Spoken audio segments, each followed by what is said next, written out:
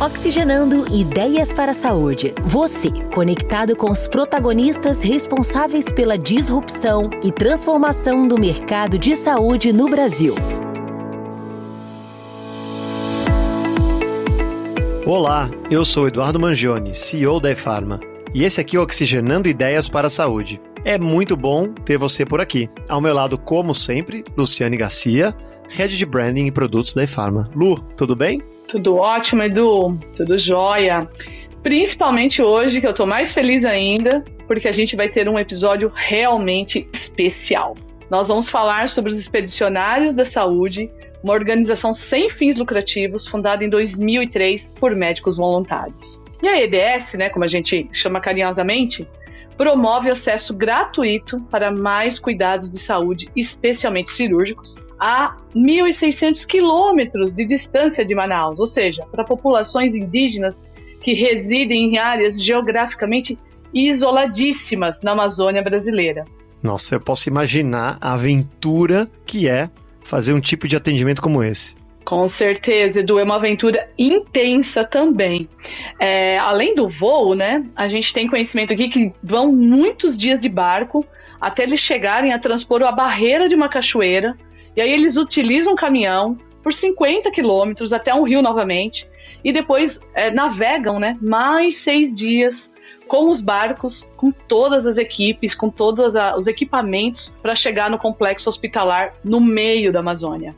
E mesmo com tudo isso, com todas essas barreiras físicas aí, geográficas, e eu tenho um mapa aqui incrível para a gente compartilhar de alguns números obtidos até hoje da história da EDS. Eles já realizaram 54 expedições, que somam com certeza mais de 70 mil atendimentos, quase 10 mil cirurgias e abrangendo uma área de 500 mil quilômetros quadrados de floresta protegida. Para a pessoa que está ouvindo a gente aqui ter uma ideia, isso equivale ao tamanho do território da Espanha. Então vocês imaginem uma expedição para tratar de uma área tão grande, para chegar nessa área, a dificuldade que eu já contei aqui. E são 20 toneladas de equipamentos para eles atenderem de forma adequada toda essa população indígena. Não é muita coisa, Edu? É muita, Lu. É impressionante. Isso exige um trabalho logístico e gigante, além da tecnologia que certamente deve ser uma aliada aí nessa missão. Ah, com certeza é. O Dr. Ricardo vai contar isso.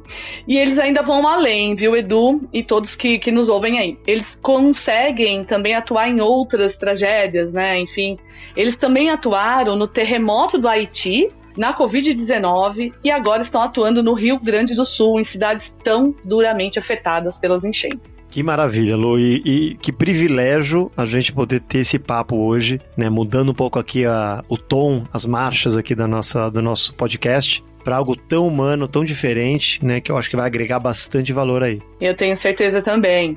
E eu vou acompanhar por aqui, tenho certeza que você e os nossos ouvintes também vão se encantar e vão se impressionar e, por que não, se inspirar nas histórias maravilhosas de trabalho voluntário e resultados com grande impacto na saúde, principalmente a população indígena. Nós vamos conversar então com o Dr. Ricardo Afonso Ferreira. Ele é presidente da EDS e recentemente até ganhou alguns prêmios no Euro Inovação na Saúde Latam, combatendo 4 mil inscritos no prêmio Zayed também. Bacana, obrigado, Lu. Vamos lá então. Dr. Ricardo, agradeço por separar um tempo da sua agenda para conversar com a gente no Oxigenando Ideias para a Saúde. Seja muito bem-vindo.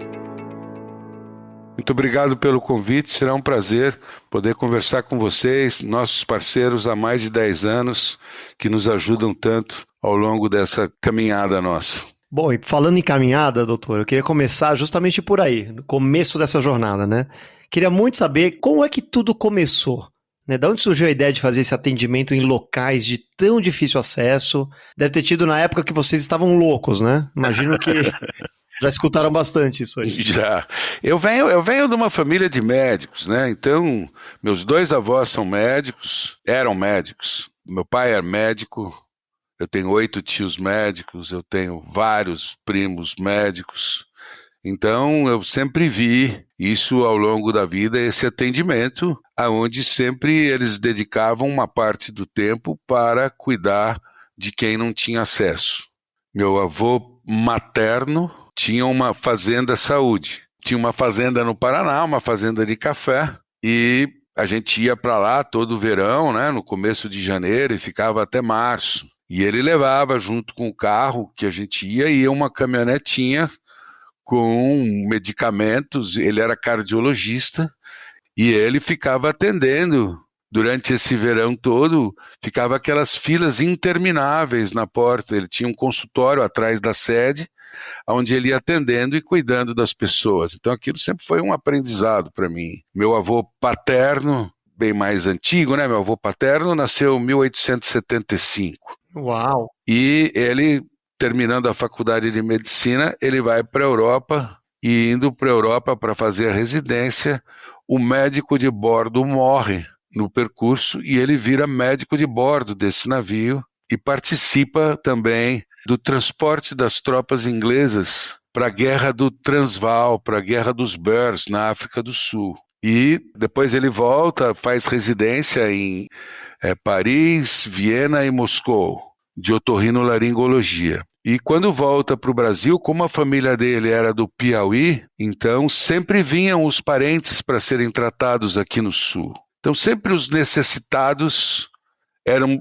sempre a gente escutava dos atendimentos, porque eles vinham e ficavam 1 ano, 2 anos, 3 anos sendo cuidados por aqui. Então sempre foi um exemplo. Meu pai também, a mesma coisa. Como ele era ortopedista, ele cuidou muito da ACD de Campinas, então com a poliomielite, com tudo isso. Então sempre era suposto que se você teve mais oportunidades, você tinha que agir como? Você deveria então cuidar do próximo como tipo uma dívida com a sociedade por ser privilegiado, né? Eu sei que isso é real no juramento de Hipócrates, né? Que é o juramento que os médicos fazem ao se formar e tal. Mas exercer de fato, né, não cabe na agenda de todos os médicos, pelo que eu saiba, né? Não é uma coisa generalizada ou sim, só para eu entender. Não é generalizado, mas no fundo, cada um que quis ser médico gostaria de fazer coisas semelhantes a essa. É que a sociedade e os médicos vão se consumindo nesse mundo materialista e capitalista e se desviam da sua função natural. Eu tenho residentes no Centro Médico de Campinas e eu sempre tenho que conversar com eles sobre, sabe, em vez de ficar decorando o código de procedimento, cuide do paciente, conheça o paciente, conheça a doença, fique ao lado dele. Você não precisa salvá-lo, você basta ficar ao lado, basta ser solidário com ele, que isso já ajuda bastante no ser médico, né? O ser médico é cuidar, né? Cuidar é essencial para você, e até hoje eu acho que eu tento o máximo que eu posso cuidar, seja rico, seja pobre, seja o que for, cuidar e principalmente dos mais humildes, que têm mais dificuldade, que têm mais medo, né? Eles morrem. Eu falo sempre para os residentes que o paciente nunca está ali na sua frente porque ele quer. Ele está porque ele precisa. Então, se coloque no lugar dele. Ele está morrendo de medo de estar ali. Sem dúvida. Ele detesta ir ao médico, mas ele tem que ir, vai fazer o quê? E eu acho que todo mundo que já passou por experiências na vida sabe o quão importante é a solidariedade do médico. Ele está do lado, ele não precisa salvar 1000 vidas, ser hipertécnico maravilhoso, mas ele precisa estar ao lado do paciente. O paciente precisa se sentir acompanhado por alguém que gosta dele, entendeu? Mas você estava falando de caminhada, né? Isso. Sempre pensei em fazer uma coisa como essa, assim, mas eu comecei tarde, né? Eu comecei com 45 anos. Então eu já era um médico estabelecido, neto de médico, então a vida já estava bem estável e eu fazia muito dessas caminhadas pelo mundo todo junto com os amigos. E quando a gente foi então para o Pico da Neblina, que é lá na região de São Gabriel, na Cabeça do Cachorro, na fronteira com a Venezuela, então na volta do Pico da Neblina, nós paramos numa aldeia Yanomami chamada Maturacá. Yanomami é um povo de recente contato, tem uns 60 anos, 70 anos que ele foi contactado a primeira vez, e é um povo que sofre muito, porque ele é caçador, coletor, seminômade, e o território dele, como todos nós sabemos, é riquíssimo em ouro e em minérios. Então ele sofre muito com esse assédio nosso para ter colares e pulseiras e seja o que for. E na volta, então, em Maturacá, nós vimos a realidade da saúde e nós éramos em 7 pessoas, dos quais 4 médicos, a maioria cirurgião e anestesista. Então, a gente viu as necessidades cirúrgicas dessas pessoas. Foi quando a gente começou, então, a pensar sobre o que fazer para ajudar essas pessoas. Leva elas embora para a cidade, trata na cidade, ou trata lá essas pessoas que nunca saíram, que não têm acesso? Será que vale a pena levar essas pessoas? Não vai corromper essas pessoas, a nossa cultura branca? Imagino que isso é fonte de preocupação séria mesmo. Não, seríssimo. Polêmico, hein? Então, pensamos, e desde essa aldeia até voltar para Manaus, lá é tudo muito longe, né? Foram quase 12 dias, sendo que 6 de barco para descer de São Gabriel até Manaus. E nós fomos filosofando sobre o que fazer, como fazer, e foi a partir daí que surgiu, isso foi em 2002, foi a partir daí que surgiu, os expedicionários surgiram a partir disso. Que história rica, que história bacana. E hoje, para a gente entender aqui, né, o pessoal que não conhece ainda o trabalho, né, qual que é o principal alvo do atendimento de vocês? E uma curiosidade, né, que tipo de problema de saúde é o mais comum nos indígenas? Olha, os indígenas têm um monte de problemas de saúde e a grande maioria deles é tratada pelo próprio pajé. Então a gente tenta cuidar das doenças do branco, que a gente chama doença de branco, doença que o pajé não consegue tratar. Então a gente se associa muito aos pajés, conversa com eles e tem eles bem próximo da gente, o que aliás nos ajuda demais no pré-operatório, no pós-operatório, porque os pacientes sentem confiança no pajé, então se a gente estiver próximo, é melhor. Mas o nosso foco rapidinho foi catarata, que é a maior causa de cegueira reversível do planeta, deixa realmente cego, e as hérnias, porque os caras carregam peso. As hérnias não hérnias da coluna, mas as hérnias abdominais, inguinais, epigástricas, que são que quando o cara faz a força, então a hérnia tenta sair para fora. Isso dá 90% das nossas cirurgias são as cataratas e as hérnias. E a catarata é um negócio simplesmente maravilhoso, né? É quase milagroso, né? Porque a pessoa realmente não enxerga mais. Não, tá cega, chega completamente cega e ela é avaliada pelos nossos médicos, é operada e no dia seguinte, a hora que tira o curativo, o cara tá enxergando. Então é sensacional. Nossa, mas você imagina para a cabeça de uma pessoa, né, com uma outra cultura, né, que não tem o conhecimento da medicina, né, dos avanços e tal. Realmente para ele é um milagre, né? Imagino que a emoção deve ser enorme, deve ser uma coisa maravilhosa. Tem histórias sensacionais, né? Nós estávamos na Raposa Serra do Sol, que é ali na fronteira com a Guiana e com a Venezuela, junto dos Macuxi. E chegou uma senhorinha em termos, né? Não tinha 30 anos, com 4 filhos, cega devido à diabetes que ela não conseguia controlar, com as dificuldades. Você imagina como é que é uma diabetes no meio da floresta, para os cuidados e para ela fazer a oximetria dela, para ela fazer a glicemia dela, para ela saber, tudo muito difícil. Então, ela com esse descontrole da diabetes, ela ficou cega e tinha 2 filhos que ela nunca tinha visto. Você tá brincando. Ela conseguia dentro da OCA cuidar das crianças e tudo, mas sem enxergar nada. Nós operamos ela, primeiro um olho nos primeiros dias da expedição, aí aguardamos uns 4, 5 dias para operar o segundo olho, mas logo que operou o primeiro olho, quando ela viu os filhos dela pela primeira vez, todo mundo chorou. Uau! Todo mundo. É sensacional.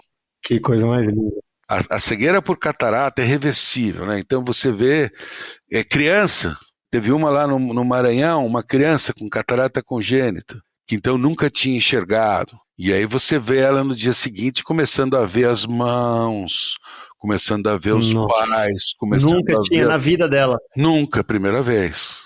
É demais, demais. Meu Deus do céu. É demais. E é um barato porque muitos, assim, esses adultos, né, jovens adultos, eles foram ficando cegos.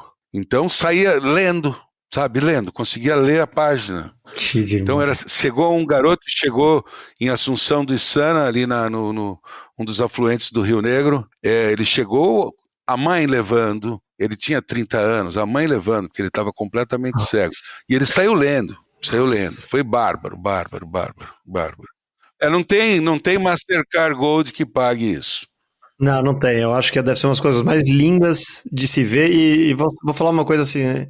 Me arrisco a dizer que se todo ser humano passasse por uma experiência dessa, acho que teria uma sociedade bem diferente, para ser muito sincero. Sim, viu? Bem mais solidária e... Bem mais, e quando você vivencia uma coisa desse tipo, a magnitude, né, da realidade que você encontra é tão diferente do dia a dia, né, do homem moderno e tal, do que a gente vê, que realmente eu acho que mudaria muito do que são os nossos preceitos aqui. Né? Olha, eu faço isso há 22 anos e todos os dias numa expedição de manhã eu vou lá para ver tirar o curativo de cada um. Eu sigo uns 2 ou 3 que chegaram durante a expedição, eu vejo chegando, que eles vão chegando de barco todos os dias, né? E eu acompanho uns 2 ou 3, os mais cegos, assim, eu acompanho para ver como é que é a vida deles no outro dia. Então eu não perco isso daí nem a pau, Juvenal. Que demais. E doutora, a primeira expedição de vocês em 2004, pelo que eu entendo, era só 4 médicos, né, para começar. 4 pessoas. E mudou muito, né? De lá para cá, vocês contam aí hoje com com dezenas, né, de pessoas, porque além dos médicos voluntários, tem também o pessoal de apoio técnico que faz essa engrenagem girar, né? Quantas pessoas estão assim, envolvidas em cada expedição? Imagino que a logística seja enorme. De 80 a 100 pessoas. É uma caravana. Uns 35 médicos, umas 15 enfermeiros, o pessoal de logística, vai o pessoal da odonto, é bastante gente envolvida. E o operacional disso aí, porque assim, é uma baita de uma expedição, né? Quer dizer, é um grupo grande de pessoas, aí vocês montam um complexo hospitalar, como funciona isso aí? Sim, a gente tem um complexo hospitalar que foi montado por um dos nossos conselheiros, que é meio um professor pardal, assim. Ele começou indo e veio, a gente começava com aquelas tendas do exército, sabe? Aquelas tendas verdes, que você vê esses hospitais de campanha, foi onde a gente começou. E depois a gente foi evoluindo ao longo e continua evoluindo. Hoje o nosso centro cirúrgico tem 5 salas cirúrgicas. Então, no espaço de uma semana, a gente faz quase 500 cirurgias. Caramba! É trabalho das 8 da manhã às 9, 10 horas da noite, com todo mundo, na maioria das vezes, dando risada e feliz da vida com o que está fazendo e se emocionando e vive capítulos em tempo de página, entendeu? Então... Agora, para montar, quer dizer, essas expedições não são assim para a esquina, né? Não. Elas são aí no meio depois de rios, quer dizer, no meio da floresta, quer dizer, o que vocês usam para fazer as coisas chegarem lá? Temos operacionais aí, como funciona? Olha, por exemplo, nós temos uma expedição agora no fim de outubro. Então nós já estamos nos movimentando para essa expedição do fim de outubro. Então as coisas têm que entrar aqui num caminhão, aí elas saem daqui, vão até Belém, chega em Belém, põe num barco, sai do barco, vai até Manaus, Manaus troca de barco, isso são 4 dias. E aí pega um barco para São Gabriel da Cachoeira, por exemplo, que é o local onde a gente foi a primeira vez e que a gente mais vai, que é a Cabeça do Cachorro, que é no extremo noroeste do Brasil, na fronteira com a Colômbia e com a Venezuela. E aí são mais 7 dias até São Gabriel. E São Gabriel chama São Gabriel da Cachoeira. Então tem um motivo porque chama São Gabriel da Cachoeira. O barco não passa dali para cima. Então a gente tem que tirar tudo, pôr em cima de um caminhão, andar uns 50 quilômetros, que é a única estrada que tem na região, para passar a cachoeira, aí põe num outro barco, e aí anda mais uns 5, 6 dias para chegar no local onde a gente vai fazer a expedição propriamente dita. E temos sempre que ficar pensando nos rios cheios, nos rios baixos, como é que está a chuva. A tecnologia, nós temos usado bastante tecnologia. Quanto mais vai passando o tempo, mais tecnologia a gente tem usado. O ano passado, nós fizemos colecistectomias laparoscópicas. Então, colecisté é a cirurgia de vesícula, só que antigamente era aquela complicação, você tinha que abrir um pós-operatório chato e tudo. Agora, modernamente, a gente fez laparoscópica, faz só os buraquinhos e opera ali mesmo com um buraquinho para não ter um pós-operatório No meio da floresta. no meio, a 1.600 quilômetros de Manaus. Meu Deus do céu. Agora, por que os médicos vão até a floresta? Não seria mais fácil trazer os pacientes para atendimento nos grandes centros? Se você for só pensar no fácil, sim. No fácil, sem pensar no paciente. Se a gente for só pensar no prático. Um dos nossos papéis, e é o nosso lema, né, é cuidando da vida, preservando a floresta. Esses indígenas são os verdadeiros guardiões da floresta. Aonde tem terra indígena, é onde é mais preservado que parque, é mais preservado que qualquer coisa, são as terras indígenas, com toda certeza. Então, esses guardiões da floresta têm que ser protegidos no local onde eles estão, para que eles não percam sua identidade. A nossa civilização é muito corruptora, com tudo que ela oferece, de iPhone, de camisa, de sapato, de sei lá o quê. Então, nós chegamos à conclusão de que o melhor para o paciente e para nós, como seres humanos, é que essas pessoas sejam o máximo possível atendidas dentro da floresta. E eu trago até, como eu faço prótese de joelho e de quadril, eu tenho acordo com os meus fornecedores e com os hospitais onde eu trabalho aqui, com o Centro Médico de Campinas. Então, que a gente faz, as próteses de quadril e de joelho eu trago para cá, elas ficam na minha casa ali no sítio onde eu moro e a gente faz as cirurgias no hospital mesmo, porque não dá para fazer isso na floresta, tudo tem limite, né? Então, o máximo que a gente puder fazer sem ter que tirá-los do local onde eles vivem, porque para eles é um sacrifício muito grande. Eles acham que ir para a cidade é quase sinônimo de morte, né? Porque você imagina, você pega um indígena, essa Daniele, por exemplo, a menina que viu os filhos, ela teria que sair do local onde ela estava, ir para uma grande cidade. Boa Vista tem pouquíssima cirurgia de catarata. Ela teria que ir para Manaus, que são mais 1.000 quilômetros. Aí ela iria e veria um oftalmo. Ele falaria, você tem catarata. Vai fazer os exames. Aí então vai marcar os exames que ela vai ter que fazer, os exames de acuidade visual, de tudo isso. Meses vão passar. Aí depois que fez o diagnóstico, vai ter que pôr na fila de espera. Em Campinas demora 1 ano e meio, 2 para fazer uma cirurgia de catarata. Imagina quanto tempo vai demorar para um indígena fazer uma catarata, um indígena que, infelizmente, o preconceito é enorme contra ele, que ele é o carrapato do cavalo do bandido, né?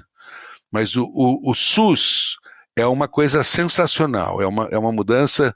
Eu sou mais velho que vocês, eu já vi quando não tinha SUS. Eu estou formado esse ano 40 anos. Então, tem todos os defeitos possíveis e imaginários, mas o SUS é uma coisa muito legal. A gente vê que se até hoje o NHS, que é o britânico, o Sistema Britânico de Saúde, ainda tem coisas para melhorar, imagine o SUS, que tem 1/3 da idade do NHS, né? Eu fiz meu treinamento nos Estados Unidos, na França e na Inglaterra, tá? Então, eu vi esses sistemas de saúde funcionando e tudo. Sempre aqui no podcast, né, tem muito convidado que fala sobre o SUS e, sinceramente, né, a gente sabe que tem seus problemas, seus defeitos, mas em linhas gerais é sempre muito positivo, é sempre muito bom, né? Então, muito bom. Assim, dentro do que foi desenhado, tal, acho que acertaram mais do que erraram, né? Muito mais. Sei que tem suas dificuldades, né? Mas bem bacana. Muito mais, muito mais. E doutora, aqui no podcast a gente fala também muito sobre inovação na área de saúde, né? Por acaso, eu queria saber se vocês, por acaso, usam a tecnologia como aliada nos atendimentos de vocês. Total. Inclusive, isso que eu estava falando da colecistectomia laparoscópica. A gente faz as cataratas, a gente faz com faco. Há anos que a gente faz com faco. Quando aqui ainda era misturado, ainda aqui no sul era misturado, uns eram com faco. Faco, o que é? A catarata é quando a lente fica opaca, né? A lente dos nossos olhos fica opaca e você não consegue enxergar. Então, antes você tinha que abrir o olho, fazer uma incisão de uns 2 centímetros para tirar a catarata e pôr a outra lente. Com esse faco, você emulsifica, você liquefaz com uma incisão de 2 milímetros. Então, em vez de 2 centímetros, é 2 milímetros, é 1/10. E você coloca essa lente dobrada e põe para dentro. E o pós-operatório é muito bom. Então, essa tecnologia a gente tenta levar para tudo. A gente está fazendo até muitas hérnias laparoscópicas. Então, tudo que tem de moderno, essa lâmpada de fenda portátil, porque a gente faz uma busca antes de fazer uma expedição, a gente tem que escolher um local aonde essa expedição vai ser feita, que seja o melhor local para todos, para os indígenas, para os médicos, para os enfermeiros locais, saber se a liderança daquela aldeia é uma boa liderança, se ela não é uma má liderança. Na maioria das vezes são bons líderes, porque uma das qualidades para se escolher um bom líder entre os indígenas é a generosidade dessa pessoa. Quanto mais generoso, mais ele será hábil a ser o líder, o cacique. Então, muitas vezes é difícil para os novos que chegam entenderem que o cacique é aquele cara ali só de calção e sandália havaiana e que fica quietinho no canto e que só escuta. E ele é o grande líder, entendeu? Eu conheci pessoas maravilhosas, líderes incríveis, líderes com quem eu aprendi demais. Você ouviu a primeira parte dessa conversa incrível com o Dr. Ricardo Afonso Ferreira, presidente dos Expedicionários da Saúde. No próximo episódio, ele vai contar pra gente mais algumas experiências que viveu com os indígenas e até um encontro que teve com o sultão dos Emirados Árabes. Não perca! Oxigenando Ideias para a Saúde. Você, conectado com os protagonistas responsáveis pela disrupção e transformação do mercado de saúde no Brasil.